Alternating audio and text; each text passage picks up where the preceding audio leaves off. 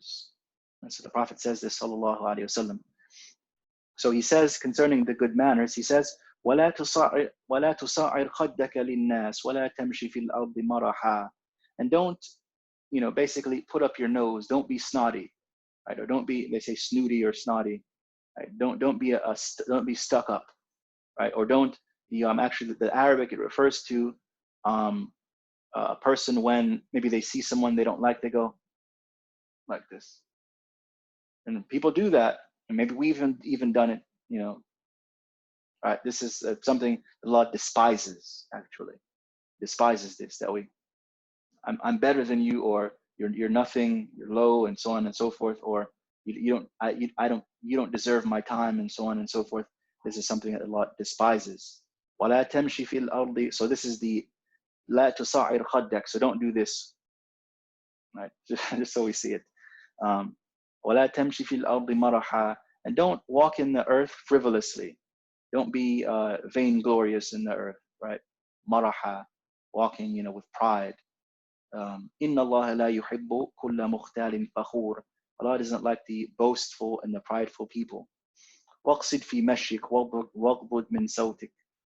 And walk with dignity, and lower your voice. Speak lowly. Don't shout, right?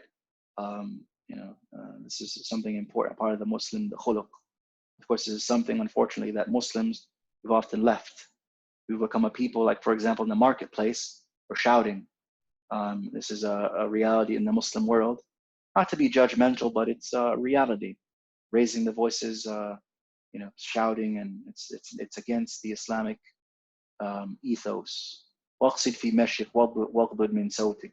So walk upon the earth with humility, but also dignity.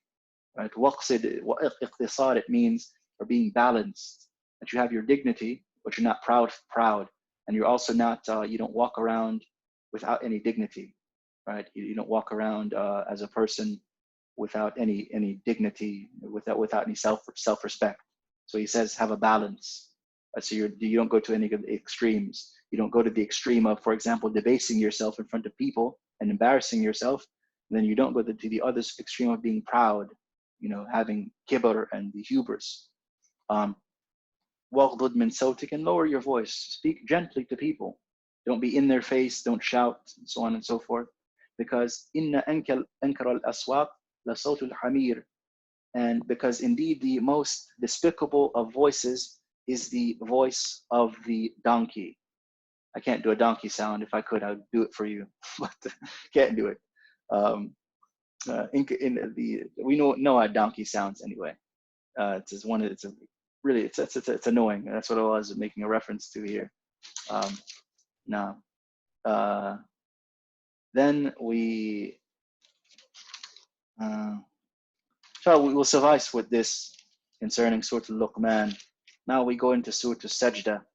So Surah Al-Sajda, it's named Surah Al-Sajda because there's a sajda in this surah, and it's characterized by that sajda. Allah begins this surah, Alif Lam Mim, which we should know by now. Tanzilul kitabi la rayba fihi min rabbil alameen. That this is a revelation. This book is a revelation which there is no doubt in, from the Lord of the worlds.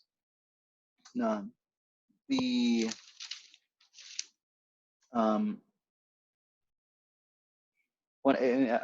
important aspect to this surah that Allah gives reference to, and this وَلَنُذِيقَنَّهُم مِّنَ الْعَذَابِ الْأَدْنَى دُونَ الْعَذَابِ الْأَكْبَرِ لَعَلَّهُمْ يَرْجِعُونَ. That will allow them to taste the closer punishment before the bigger punishment, so that they may turn around. They may sort of come to grips. They may learn, or they may recollect. They may fix themselves before it's too late. So the closer punishment, or the more immediate punishment, it's understood to be those trials that we face in the earth. So for example, COVID-19, it's an adab adna. It's a closer punishment. It's meant to remind people that, that you are returning to Allah, that you're not so powerful, right? That you're not so big and bad, even though you may think that's the case. So this is why we see some of the leading politicians in the earth. They have the best sort of medical staff, cleanest buildings, and so on and so forth. That many of them they were stricken with this disease.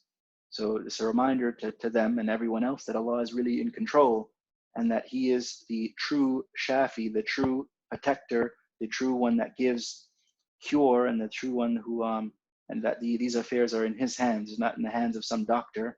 And even the physical monuments that you sort of house yourself in, that these are not the real source of protection in your life. And then again, Allah is in control. So we can understand this COVID-19 to be a form of a immediate wake-up call, right? Immediate wake-up call to people before the grand sort of wake-up call. And of course, we have the hadith where the Prophet tells us, sallallahu alaihi wasallam, that people are asleep, and when they die, they awake. So we also have this this connotation here that and of course, when they wake up, they see the reality of all affairs. And if they did good in their worldly lives, then good. And if they did bad, then they will find it to be bad, the outcome.